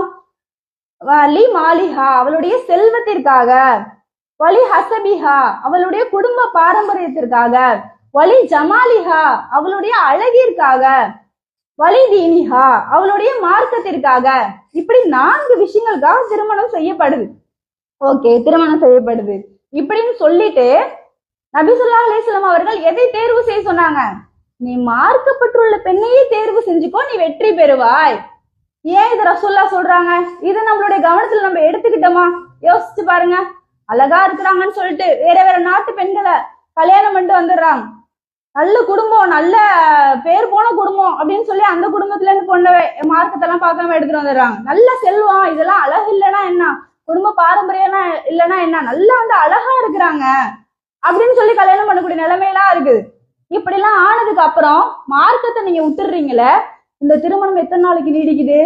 திருமணம் எந்த வீட்டுல வச்சு பேசினாலும் அந்த வீட்லயே 1 மாசம் 2 மாசத்துல எனக்கு இவன் சரியில்லை, உனக்கு இவன் சரியில்லை அப்படின்னு சொல்லி விவாகரத்து ஆகக்கூடிய நிலைமை இருக்குதா இல்லையா? யோசிச்சு பாருங்க. ஒரு ஆணை ஒரு கணவனை ஒரு பெண் தேர்வு செய்யணும்னாலும் எதை வச்சுதான் தேர்வு செய்யணும்? அவர் மார்க்கப்பட்டு உள்ளவரா இருக்கிறாரான்னு சொல்லி பார்க்கணும், நல்ல குணம் உள்ளவரா இருக்கிறான்னு பார்க்கணும். அதை விட்டுட்டு நல்லா படிச்சிருக்கிறா, நல்லா அழகா இருக்கிறா, இதெல்லாம் பார்த்தா ரொம்ப நாளைக்கு நீடிக்காது. அவங்க இணக்கமாக அந்த குடும்பத்துக்குள்ள வாழ மாட்டாங்க. அதனாலதான் ரசூல்லா இப்படி தேர்வு செய்ய சொல்லியிருக்காங்க. அப்ப நம்மளுடைய பிள்ளைகளுக்கு ஒரு விஷயம், ஒரு திருமணம் செஞ்சு வைக்கிறோம்னு சொன்னா நம்ம என்ன செய்யணும்? மார்க்கத்திற்கு முதல் உரிமை கொடுக்கக்கூடியவர்களாக இருக்கணும். இதை கவனத்துல வச்சுக்கோங்க. அடுத்ததாக பாத்துக்கிட்டீங்கன்னா, குடும்பத்துக்குள்ள நிறைய வெளிநாடுகள்ல வாழக்கூடியவங்களுக்கு வந்து அதிகமா டைவர்ஸ் வந்து ஆகுது. ஒரு திருமண பந்தத்துல இருக்கிறவங்களுக்கு அதிகமான உடனே எடுப்புக்கெல்லாம் டைவர்ஸ், உப்பு இல்ல புளி இல்லைங்கிறதுக்கெல்லாம் வந்து டைவர்ஸ் ஆகக்கூடிய நிலைமை இருக்குது. இந்த நிலை வந்து ஏன் இருக்குது அப்படின்னு சொல்லி நம்ம பார்க்கும்போது, கணவன் மனைவிக்குள்ள ஒரு இணக்கமான சூழல் இல்ல. அதுதான் அதுல இருந்து தெரியுது. ஏன் அப்படின்னா மார்க்கத்தை பத்தி இவங்க படிக்கல. ஒரு கணவன் மனைவிக்குள்ள எப்படி இருக்கணும், எப்படி இருக்க கூடாது, எதெல்லாம் இவன் செய்யணும், எதெல்லாம் இவர் ஏத்துக்கணும், எதெல்லாம் அந்த அம்மா ஏத்துக்கணும், எதெல்லாம் வந்து விட்டு கொடுக்கணும், எதெல்லாம் கண்டுக்க கூடாது அப்படிங்கிற விஷயங்கள்லாம் ஒரு ஆணுக்கும் பெண்ணுக்கும் தெரியாத வாசி, அதை யாரும் எடுத்து சொல்ல வேண்டிய நிலைமையில இல்லாத வாசி இந்த பிரிவுகள் ஏற்படுறதை நம்மளால பார்க்க முடியும். இதுல முதலாவதாக ஒரு மனைவி கணவன் இடத்துல எப்படி நடந்து கொள்ளணும் அப்படின்னு சொல்லி நீங்க பாத்துக்கிட்டீங்கன்னா, முதல்ல மனைவிகள் ஏற்றுக்கொள்ள வேண்டிய முதலாவது விஷயம் என்னன்னா, அர்ரிஜாலு கவ்வாமுன அலன் நிசா.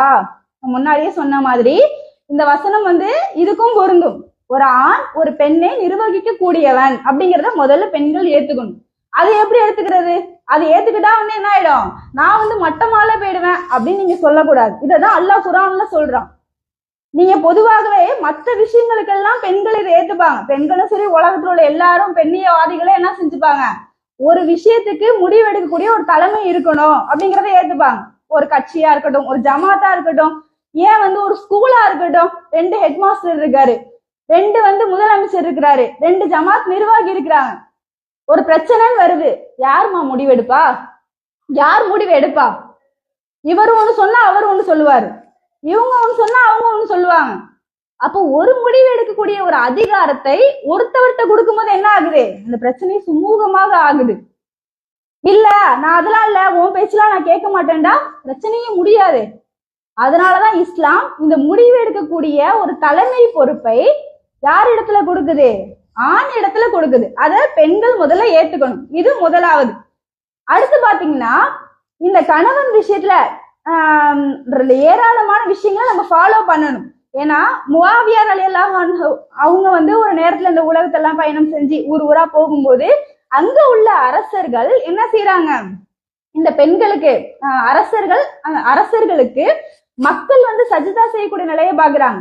இத வந்து ரசூலாட்ட சொல்றாங்க, ரசூல்லா சஜிதா செய்யறதுக்கு தகுதியானவங்க நீங்க தான், அங்கெல்லாம் இந்த மாதிரி எல்லாம் செய்யறாங்க, நான் உங்க காலில் விழட்டுமா அப்படின்னு சொல்லி கேக்குறாங்க. அதுக்கு ரசூல்லா சொல்றாங்க, இல்லப்பா விழக்கூடாது.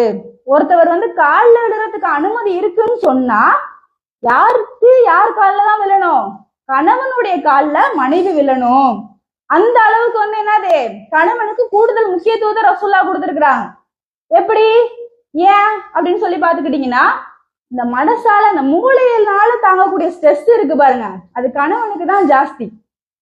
இந்த மாசம் வாடகை எப்படி கட்டணும், ரெண்ட் எப்படி பே பண்ணுவோம் அப்படிங்கிற விஷயத்த யோசிச்சு பார்த்தாங்கன்னு வச்சுக்கோங்களேன், நம்ம படுத்து தூங்கிடுவோம்.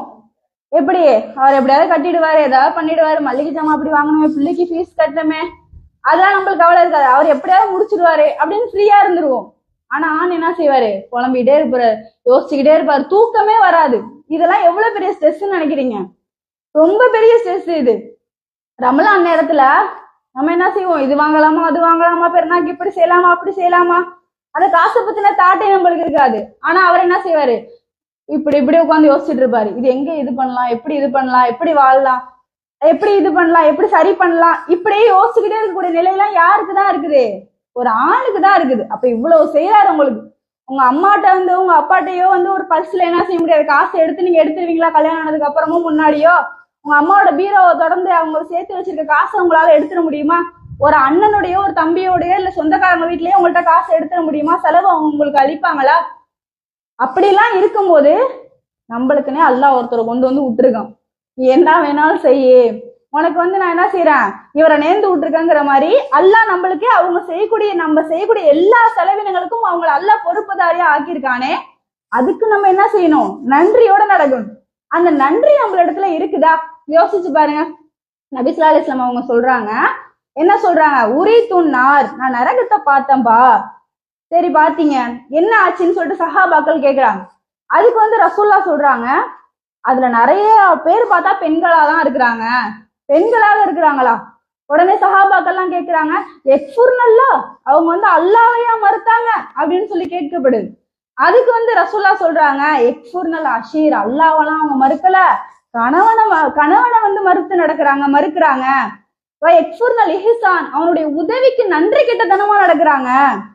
அவன் வந்து காலம் முழுக்க அந்த அம்மாவுக்கு எல்லாத்தையும் செஞ்சு கொண்டு கொடுத்து எல்லாம் செஞ்சாலும் ஏதாவது ஒரு குறை கண்டுட்டா, கால ஹைரன் கத்து, ஒண்ணுமே உன்ட்ட சுகத்தையும் நான் காணல, ஒண்ணுமே இல்ல, சொல்றமா இல்லையா, ஒண்ணுமே நான் காணல, என்னதான் நீங்க கொடுத்தீங்க, ஒரு சுகத்தையும் நான் உங்கள்ட்ட காணல, இப்படி சொல்லக்கூடிய இந்த காரணத்தினால் பெண்கள் நரகத்துல அதிகமாக இருக்கிறாங்க. இன்னைக்கு பெண்களுடைய நிலைமை இதானே.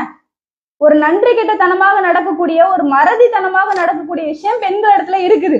இந்த மறதியும் ஒரு விதத்துல நல்லதுதான். ஏன்னா அதனாலதான் நம்ம அம்மா அப்பாலாம் விட்டுட்டு தனியாக இவங்கள்ட்ட வந்து, நம்ம அம்மா அப்பாலாம் நம்மளுக்கு எவ்வளவுதான் உபகாரம் செஞ்சாலும் நம்ம திரும்பி எல்லாத்தையும் மறந்துட்டு எப்படி கணவன் கூட, அந்த கணவன் குடும்பத்து கூட இருக்க முடியுது? இந்த மறதி இருக்கிறதுனாலதான். அது நன்மையாக இருந்தாலும் இந்த மாதிரி கணவன் விஷயத்துல அவங்க என்ன செய்யக்கூடாது? நன்றி கெட்டத்தனமாக நடக்க கூடாது. இப்படி என்ன செய்வாங்க? கொடுத்த விஷயத்தை இல்லைன்னு சொல்லிட்டு பாப்பாங்க. அதே மாதிரி இன்னொன்னு, ஒரு பெண்மணி ரசூலுல்லாஹி ஸல்லல்லாஹு அலைஹி வஸல்லம் அவங்கள்ட்ட வந்து கேக்குறாங்க, ரசூலுல்லாஹ் எனக்கு ஒரு சக்காலத்தி இருக்கிறாங்க, அவங்க இடத்துல வந்து என்னன்னு பாத்துக்கிட்டீங்கன்னா, என்னோட கணவன் வந்து செய்யாததெல்லாம் செஞ்சதா சொல்லி நான் சொல்லலாமா? எனக்கு வந்து பட்டு புடவை வாங்கி கொடுத்தாரு, எனக்கு வந்து அங்க கூட்டு போனாரு, இந்த சாப்பாடு வாங்கி கொடுத்தாரு அப்படின்னு சொல்லிட்டு நான் சொல்லலாமான்னு சொல்லி கேக்குறாங்க. அதுக்கு ரசூலுல்லாஹ் சொல்றாங்க, கூடாது. யார் வந்து செய்யாத ஒன்றை வந்து செஞ்சதாக சொல்றீங்களோ என்ன ஆயிடும், அவங்க வந்து ஆடை இல்லாம ஒரு பொய்யான ஆடையை அணிஞ்சவங்க மாதிரி அப்படின்னு சொல்லிட்டு சொல்றாங்க. இந்த பழக்கம் நம்ம இடத்துல இருக்குதா இல்லையா? ஒரு மாமியார்கிட்ட போய் உட்காந்துக்கிட்டு என் புருஷன் அப்படி செஞ்சாரு இப்படி செஞ்சாரு, ஒண்ணுமே செஞ்சிருக்க மாட்டாங்க, அப்படியே கொளுத்தி போட வேண்டியது. ஒரு தங்கச்சிட்ட போய் உட்காந்துக்கிட்டு என்னை இங்கெல்லாம் கூட்டு போனாங்க உங்க அண்ணன், இதெல்லாம் வாங்கி கொடுத்தாங்க, நாங்க இப்படி எல்லாம் என்ஜாய் பண்ணோம், இதெல்லாம் கேட்டா என்ன ஆகும், சண்டை வெடிக்கும், எல்லாம் கொண்டாடி தான் செய்யறான், நம்மளுக்கு ஒண்ணும் செய்ய மாட்டேங்கிறான், இப்படின்ற ஒரு பழக்கம் வந்து எங்க இருக்கு, மனைவிகள் இடத்துல இருக்குது. கணவன்கிட்ட ஒண்ணும் கொடுக்கலன்றது, வெளில போய் எல்லாத்தையும் எல்லாம் கொடுக்குறான்னு சொல்லிட்டு சண்டையை மூட்டி விட்டுறது. இந்த பண்பு என்ன ஆகுதுன்னா ரசூல் ஸல்லல்லாஹு அலைஹி வஸல்லம் அவங்க சொல்ற மாதிரி அவங்க பொய்யான ஆடை அணிஞ்சவங்க மாதிரி அப்படின்னு சொல்லிட்டு சொல்றாங்க. அப்ப இந்த பழக்கத்தை ஒரு மனைவியா இருக்கக்கூடியவ என்ன செய்யணும், கவனத்துல வச்சுக்கிட்டு மாத்திக்கணும். இப்படி செய்யக்கூடாது, நன்றியோட நடக்கணும், உங்களுடைய பொறுப்புகளை சுமைகளை மதிக்கணும். இப்படி நடந்தோம்னு சொன்னா ஒரு திருமண ஒப்பந்தத்துல விவாகரத்து ஆகக்கூடிய ஒரு முறைங்கிறது வந்து குறையும். அதே மாதிரி ஆண்களும் சில விஷயங்களை கவனமாக எடுத்துக்கணும். ஒரு பெண் கல்யாணம் பண்ணி வரான்னு சொன்னா அது அவ்வளவு ஒன்றும் ஈஸி கிடையாது. அல்லாஹ் தன்னுடைய திருமறை குர்ஆன்ல சொல்றானே, அவங்க கடுமையான ஒப்பந்தத்தை என்ன செய்யறாங்க, அஹதுன மின்கும் மீசாக்கன் கலீலா, ஒரு கடுமையான ஒப்பந்தத்தை உடன்படிக்கை அவங்க எடுத்து வராங்க. சும்மா ஜாலியா ஒண்ணு வரல. அவங்க அந்த இல்லறத்துல அவங்க ஒண்ணு சேர்றதுக்காக நீங்க எதையும் இழக்கிறது இல்ல. அந்த பெண்கள் ஏகப்பட்ட விஷயங்களை இழக்கிறாங்க. அவங்க குடும்பத்தை விட்டுட்டு வராங்க, அவங்க வந்து இவ்வளவு நாள் வாழ்ந்த சூழ்நிலையை விட்டுட்டு வராங்க, எல்லாத்தையும் விட்டுட்டு வராங்க. அவங்க தியாகத்தையும் நீங்க மதிக்கணும். அவங்க வீட்டுல 1 லிட்டர் பால்ல 4 பேர் டீ போட்டு குடிச்சிருப்பாங்க, உங்க வீட்டுல 1/4 லிட்டர் பால்ல 10 பேர் குடிப்பீங்க, பொருந்திப்பாங்க.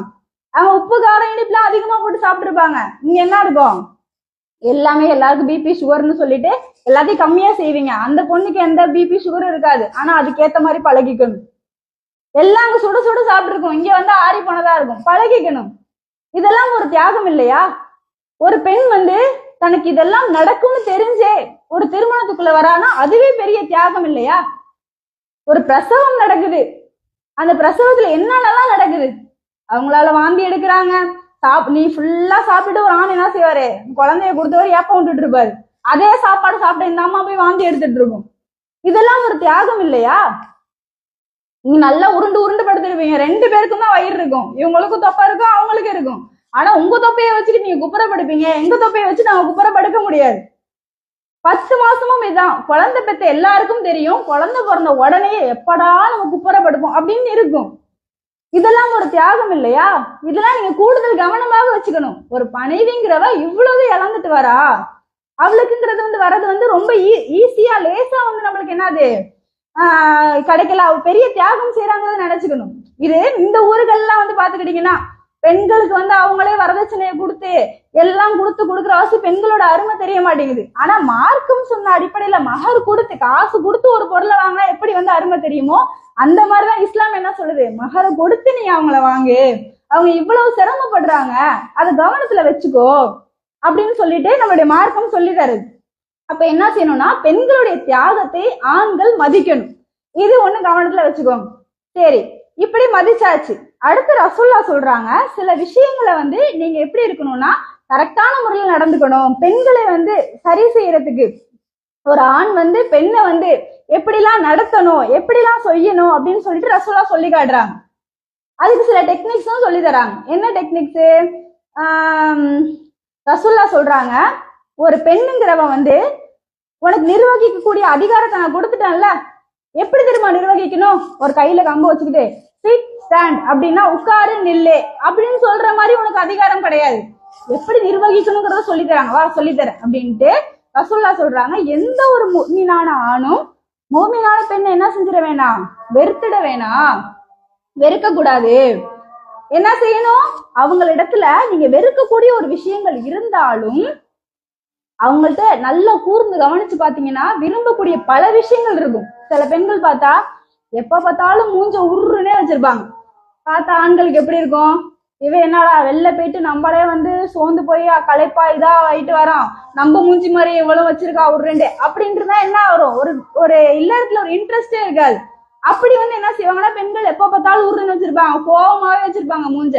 இதை பார்த்துட்டு என்ன செய்வாங்க, அந்த கணவன் இது சரிப்பட்டு வராது போல இருக்குன்னு சொல்லிட்டு கழட்டி விட்டுறக்கூடாது. ரசூல்லா சொல்றாங்க, இப்படி விரும்பாத ஒரு குணம் இருந்தாலும் நீங்க நல்லா கவனிச்சு பாத்தீங்கன்னா விரும்பக்கூடிய பல குணங்கள் அவங்க இடத்துல இருக்கும். எப்படி, நல்ல ஒழுக்க ரீதியா கரெக்டா இருப்பாங்க. அந்நிய ஆண்கள்ட்ட எப்படி பேசணுமோ அப்படிதான் பேசுவாங்க. அதான் சூப்பரா சமைப்பாங்க. சோத்துலதான் உப்பு கூட போயிட்டாலும் ஆழத்துல உப்பு கம்மி பண்ணி கரெக்டா ஆக்கிடுவாங்க. குழந்தை வளர்க்க விஷயத்துலாம் என் பொண்டாட்டி அடிச்சு காவல் கிடையாது. இப்படி நிறைய விஷயங்கள் நல்ல விஷயங்கள் இருக்கும். அதை கவனத்துல எடுத்து பாருங்க. குடும்பம் பிரியாது, டைவர்ஸ் ஆகாது. இத ரசூல்லா சொல்லி தராங்க. அடுத்து சொல்லி தராங்க பாருங்க, சூப்பர் மேட்ரு. ஒரு பெண்ணுங்கிறவ வளைந்த விழா எலும்புல இருந்து படைக்கப்பட்டா. அவளை என்ன செய்யுங்க, அப்படிதான் படைக்கப்பட்டிருக்கா, அப்படிதான் இருப்பா. அதை நேராக்கணும் முயற்சி செய்யாதீங்க, உடஞ்சு போயிடும். எப்படி உடஞ்சு போயிடும்? எப்படி உடஞ்சிரும்னா, பெண்கள் நேரா இருக்கும். ஒரு ரசூல்லா சொல்றாங்க, வளைந்த எலும்புல இருந்து படைக்கப்பட்டிருக்கா, அந்த வளர்ந்த எலும்ப நேராக்கணும் முயற்சி செஞ்சீங்கன்னா அது உடஞ்சு போயிடும் அப்படின்னு சொல்லிட்டு ரசூல்லா சொல்றாங்க. ஏன்னா இப்போ உதாரணத்துக்கு ஒரு பிளாஸ்டிக் வளைஞ்சிருக்கு அப்படின்னா நேராக்கிட்டா நின்றுடும். இரும்பு வளைஞ்சிருக்குன்னா அதை சூடு பண்ணி ஹீட் பண்ணி நேராக்குனா நேரம் ஆயிடும். ஆனா எலும்ப என்ன செய்ய முடியாது, வளைந்த விழா எலும்ப அது நேராக்க முடியாது. நாய்வால நிறுத்த முடியுமா? நிறுத்த முடியாது. அந்த மாதிரி ஒரு உதாரணத்துக்கு சொல்றேன். அந்த மாதிரி என்ன செய்ய முடியாது, இந்த விழா எலும்பை நேராக்க முடியாது. அப்படிதான் பெண்கள் இருப்பாங்க, ஏத்துக்கோங்க. இப்படி ரசூல்லா ஏத்துக்கிட்டாங்களா இல்லையா? ஏத்துக்கிட்டாங்க. எப்படி? அவங்களுடைய வாழ்க்கையில பாருங்களேன், எண்ணற்ற சம்பவங்கள்ல ரசூல்லா ரொம்ப லைட்டா பெண்கள்னா இப்படிதான் இருப்பாங்க அப்படின்னு சொல்லி ஏத்துக்கிறாங்க. நம்மளுக்கு எல்லாம் தெரிஞ்ச அந்த தேன் சம்பவம். ஒரு மனைவி வீட்டுல ரசூல்லா என்ன செய்வாங்க, தேன் குடிப்பாங்க. இது மத்த மனைவிகளுக்கு பிடிக்கல. அப்ப என்ன செய்யறாங்க, எல்லாரும் சூழ்ச்சி செஞ்சு இந்த மாதிரி உங்க வீட்டுக்கு வந்தா நாத்து அடிக்குதுன்னு சொல்லுங்க, வாயில எங்க வீட்டுக்கு வந்தா நான் நாத்து அடிக்குதுன்னு சொல்றேன் அப்படின்னு சொல்லிட்டு குரூப்பா பேசி வச்சுக்கிட்டு இந்த மாதிரி செய்யறாங்க. அந்த வீட்டுல ரசூல்லா தேனை குடிச்சிட்டு இங்க வரும்போது என்ன ஆகுது, உங்களோட வாயில ஒரே துர்நாற்றம் அடிக்குது அப்படின்னு சொல்றாங்க. சரி, இன்னொரு மனைவி வீட்டுக்கு போனா அங்கேயும் அதையே சொல்றாங்க. அப்ப என்ன ஆகுது, ரசூல்லா என்ன செய்யறாங்க, இவங்களுடைய சூழ்ச்சி எல்லாம் தெரியாம அல்லாஹ் மேல சத்தியமா நான் என்ன செய்ய மாட்டேன், இனிமேட்டு தேனையே தொட மாட்டேன் அப்படின்றாங்க. உடனே அல்லாஹ் கண்டிச்சு வசனத்தை இறக்குறான். யா அய்யுஹன் நபியு லிமா துஹர்ரிமு யா அய்யுஹன் நபியு லிமா துஹர்ரிமு மா அஹல்லல்லாஹு லக். அல்லாஹ் ஒரு விஷயத்தை உங்களுக்கு ஹலால் ஆக்கிய போது மனைவியோட திருப்தியை நாடி நீங்க எப்படி ஹராம் செய்யலாம், ஹராம் ஆக்கலாம் அப்படின்னு சொல்லிட்டு கேட்கிறான் அல்லாஹ். இதெல்லாம் நம்ம தெரிஞ்ச சம்பவம். அதுக்கப்புறம் ரசூல்லா மாத்திக்கிட்டாங்கன்னு வச்சுக்கோங்களேன். இந்த சம்பவத்துல நம்ம என்ன படிப்பினை பெறணும்டா, இந்த சம்பவம் முடிஞ்சதுக்கு அப்புறம் ரசூல்லா யாரை இழுத்து போட்டு காத்துனாங்க, யாரை கேள்வி கேட்டாங்க? இல்ல, பெருசாக எதுவுமே நடக்கல. ரசூல்லா என்ன செஞ்சுக்கிட்டாங்க, பெண்கள்னா இப்படித்தான் இருப்பாங்க அப்படிங்கறது ஏத்துக்கிட்டாங்க. இன்னொரு சம்பவம் பாருங்க. ஒரு நேரத்துல எல்லாரும் கும்பலாக போகும்போது ஆயிஷா ரலியல்லாஹு அன்ஹா அவங்க என்ன செஞ்சுட்டாங்க, இரவலாக வாங்கிட்டு வந்த கழுத்து மாலையை காண அடிச்சுட்டாங்க. காண அடிச்சா எல்லாரும் தேடுறாங்க, இங்க தேடுறாங்க அங்க தேடுறாங்க, எங்கேயும் கிடைக்கல. தொழுக நேரம் போகுது, தண்ணி கிடைக்கல. அப்பதான் தைமம் சட்டம் வேற இறங்கப்படுது. இப்படி எல்லாம் சூழ்நிலை இருக்குது. அப்போ எல்லாரும் அபூபக்கர்கிட்ட போய் டென்ஷன் ஆகுறாங்க. உங்க மகள் செஞ்ச காரியத்தை பாத்தீங்களா, எல்லாம் எந்த நிலையில உட்கார்ந்துருக்கோன்னு. இவர் கோபம் தாங்காம ரசூல்லாவோட கூடாரத்துக்கே போயிடுறாங்க. இவ்வளவு நடந்துட்டு இருக்கு. அந்த கணவன் என்ன செஞ்சாரு தெரியுமா, எந்த மனைவி தவறு செஞ்சாங்களோ, தவறுன்னு சொல்லி இந்த உலகம் பேசுதோ, அந்த மனைவியினுடைய மடியிலே படுத்து உறங்குறாங்க. இது நம்மளால முடியுமா? ஒரு இடத்துக்கு போயிருக்கீங்க, ஏதோ ஒண்ணு காண அடிச்சிட்டாங்க, விலை மதிப்புள்ள ஒண்ணு. என்ன செய்வீங்க? இந்த மூதேவிக்கிற வேலையே இல்லை, எங்க வந்தாலும் நம்ம டென்ஷன் பண்றதுதான் வேலை. சொல்லுவோமா இல்லையா? ஆனா ரசூல்லா அப்படி செய்யல. அவங்க விலாயிலிருந்து இருந்து படைக்கப்பட்டவங்க, அவங்கள அதே கோணலோட ஏத்துக்குங்க அப்படின்னு சொல்லிட்டு அதை அவங்களும் நடைமுறைப்படுத்தி காட்டியிருக்காங்க. இந்த சம்பவங்கள்லாம் அவங்களுடைய மனைவிகளை குறை சொல்றதுக்காக கிடையாது, அல்லாஹ் நம்மளுக்கு முன்னுதாரணமா காட்டுறான். இப்படிலாம் இருக்குவாங்க, அதை ஏத்துக்கணும் நீங்க அப்படிங்கிறத அல்லாஹ் நம்மளுக்கு என்ன செய்யறான், அந்த சம்பவங்கள் வாயிலாகலாம் விளங்க வைக்கிறாங்கிறத நம்ம விளங்கிக்கணும். அதே மாதிரி பாத்துக்கிட்டீங்கன்னா ரசூல் ஸல்லல்லாஹு அலைஹி வஸல்லம் அவங்க வீட்டுல பாத்துக்கிட்டீங்கன்னா ஆயிஷா ரலியல்லாஹு அன்ஹா அவங்க வீட்டுல இருக்கும்போது மட்டும்தான் அன்பளிப்பு வந்துகிட்டே இருந்திருக்கு. இது எல்லாருக்கும் பிடிக்குமா? மற்ற மனைவிகளுக்கெல்லாம் பிடிக்கல. போய் முதல்ல எல்லாரும் சண்டை போடுறாங்க. அப்புறம் ஃபாத்திமா ரலியல்லாஹு அன்ஹா அவங்களுடைய மகளை கொண்டு போய் விட்டு, இதை ஒழுங்கா இல்லை தவறுன்னு சொல்லுங்க, எல்லார் மனைவி வீட்டுல இருக்கும் போதும் சாப்பாடு வரணும் அப்படின்னு சொல்லிட்டு சொல்லும் போது, அன்பளிப்பு வரணும்னு சொல்லும் போது ரசூல்லா என்ன செய்யல, அதை பெருசாவே எடுத்துக்கல. ஏன்னா அன்பளிப்புங்கிறது கொடுத்து விடுறவங்கள்ட்ட போய் எல்லா மனைவிட்ட இருக்கும்போது கொடுத்து விடுங்கன்னு சொல்றது ஒரு அசிங்கம். அது ரசூல்லா என்ன செய்யறாங்கன்னா அதை கண்டுக்காம விடுறாங்க. எந்த அளவுக்குன்னு பாத்துக்கிட்டீங்கன்னா, எல்லா மனைவியும் வந்து கேட்கும் போதும் ரசூல்லா சொல்லல, எதுவும் பதில் சொல்லல. ஃபாத்திமா அவங்க சொல்லும் போதும் கண்டுக்கல. கடைசியில ஜைனப் ரலியல்லாஹு அன்ஹா நினைக்கிறேன், ஏதோ ஒரு அந்த மனைவி அவங்களுடைய வீடுக்கே ஆயிஷா ரலியல்லாஹு அன்ஹா அவங்க வீட்டுல இருக்கும்போது ரசூல்லாவும் இருக்கும்போது வந்து சண்டையிடுறாங்களாம்.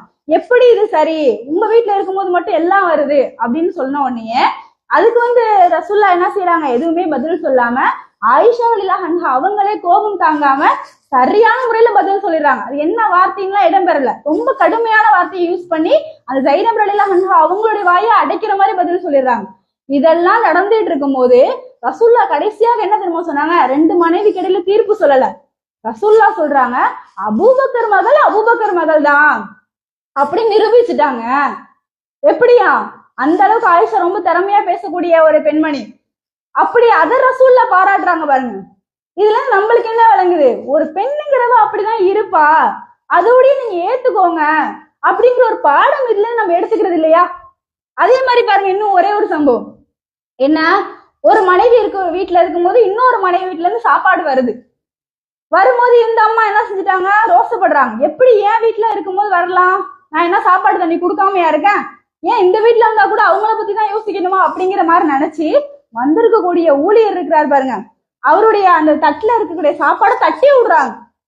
இதை பார்த்தா எப்படி இருக்கு, யோசிச்சு பாருங்க. இப்படி ஒரு சம்பவம் நடக்குது, என்ன ஆகும் நம்ம வீட்டுல எல்லாம்? ரசூல்லா சிரிச்சுக்கிட்டு, இது யாரால முடியும்னு தெரியல, முன்மாதிரியான அழகிய முன்மாதிரியான ரசூல்லாவை தவிர வேற யாராலையும் செய்ய முடியாது. சிரிச்சுக்கிட்டு அந்த உடஞ்ச பாத்திரங்கள்லாம் எடுத்து வச்சு, நம்ம உடைச்சாங்களா அவங்கள்ட்ட தூக்கி கொடுத்துட்டு அவங்க வீட்டுல இருந்து ஒரு தட்டை வாங்கி அந்த தவறா நடந்த விஷயத்த ரசூல்லா வந்து என்ன செய்யறாங்க, பழி தீக்கிறாங்க. அது தூக்கி இந்த ஊழியர்ட்டே கொடுத்து என்ன சொல்லி கொடுக்குறாங்க, உங்க அம்மா ரொம்ப ரோசப்பட்டுட்டாங்க, வேற ஒண்ணும் இல்ல, தவறா எடுத்துக்காதீங்க அப்படிங்கிற மாதிரி சொல்றாங்களாம். அப்ப ரசூல்லா எப்படி ஒரு மனைவியை புரிஞ்சிருக்காங்க, யோசிச்சு பாருங்க. இப்படி நடத்தினால் தவறு வருமா? தவறே வராது. ஒரு ஆண் வந்து என்ன செய்வான், இந்த மாதிரி நடந்துப்பானா? ஒரு தங்கச்சி வீட்டுல இருந்து சாப்பாடு வருது, வர சாப்பாடு வந்து அவங்க வீட்டுல வேலை செய்யற ஒரு அம்மாவே வந்து கொடுக்குறாங்க. உன் தங்கச்சி கூட பேச்சுவார்த்தையில எதுக்கு இங்க இருந்து சாப்பாடு வருதுன்னு தட்டி விடுறாங்க. என்ன நடக்கும் வீட்டுல? நீ உன் வீட்டுக்கு போ, எனக்கு என் தங்கச்சி தான் முக்கியம்னு சொல்லி வாழ்க்கை சிதைகிறத பாக்குறோம் அடுத்தவர்களால. இத ரசூல்லா எப்படி ஹேண்டில் பண்ணாங்க யோசிச்சு பாருங்க. இப்படிதான் வந்து என்ன செய்யணும், குடும்பத்தை அந்த குடும்பமாக கொண்டு போகக்கூடிய ஒரு நிலைமையை ரசூல்லாவிட்டு நம்ம கத்துக்கணும். அவங்க வளைஞ்சுதான் இருப்பாங்க, அதோட ஏத்துக்கோங்க, குறையோட தான் இருப்பாங்க, அவங்கள்ட்ட நிறைய விஷயங்கள் இருக்கும் அப்படிங்கறத நம்மளுக்கு சொல்லிட்டு அதன்படி ரசூல்லா வாழ்ந்தும் காட்டியிருக்காங்க. இப்படி இணக்கமாக ஒரு கணவனும் மனைவியும் வாழும் போது என்ன ஆகும்னு சொன்னா அந்த குடும்பத்துல விவாகரத்துகள் குறையும் அப்படிங்கறது நம்ம கவனத்தோட இதுலயும் கவனத்துல வச்சுக்கணும். அப்ப இது வரைக்கும் நாம ஒரு குழந்தை வளர்ப்புல நம்ம எந்த அளவுக்கு சரியா இருக்கணும் அப்படிங்கிறத பார்த்திருக்கோம். அதே மாதிரி ஹலால் ஹராமான விஷயங்கள்ல நம்ம எப்படி சரியா இருக்கணும் அப்படிங்கிறத பார்த்திருக்கோம். ஒரு வேலைக்கு போகக்கூடிய பெண்மணி எப்படி அவங்க ஒழுங்குகளை பேணி செய்யணுங்கிறத பார்த்திருக்கோம். வட்டி போன்ற விஷயங்கள்ல ஹலால் ஹராமான விஷயங்களை தவிர்த்து நம்ம வாழணுங்கிறத பார்த்திருக்கோம். அதே மாதிரி வந்து பாத்துக்கிட்டீங்கன்னா ஒரு திருமணம் ரீதியாக எப்படி ஒரு பெண்ணை தேர்வு செய்யணுங்கிறத பார்த்திருக்கோம். அந்த விவாகரத்து ஏற்படக்கூடிய காரணங்களை எப்படி களையணுங்கிறதையும் நம்மளுடைய மார்க்கம் நம்மளுக்கு சொல்லி தந்திருக்கு. அப்போ இந்த விஷயங்கள் எல்லாம் எதெல்லாம் நம்மளிடத்துல தேவையில்லாத விஷயங்களோ அதை மறந்து விட்டு மார்க்கம் சொன்ன வழிமுறையின் அடிப்படையில நல்ல விதமாக வாழ்ந்து ஈருலகிலும் வெற்றி பெறக்கூடிய நன்மக்களாக அல்லாஹ் நம் அனைவரையும் ஆக்கி அருள் புரிவானாக. வாஹிர்தவானா அனில் அல்ஹம்துலில்லாஹி ரப்பில் ஆலமீன். அஸ்ஸலாமு அலைக்கும் வரஹ்மத்துல்லாஹி வபரகாத்துஹு.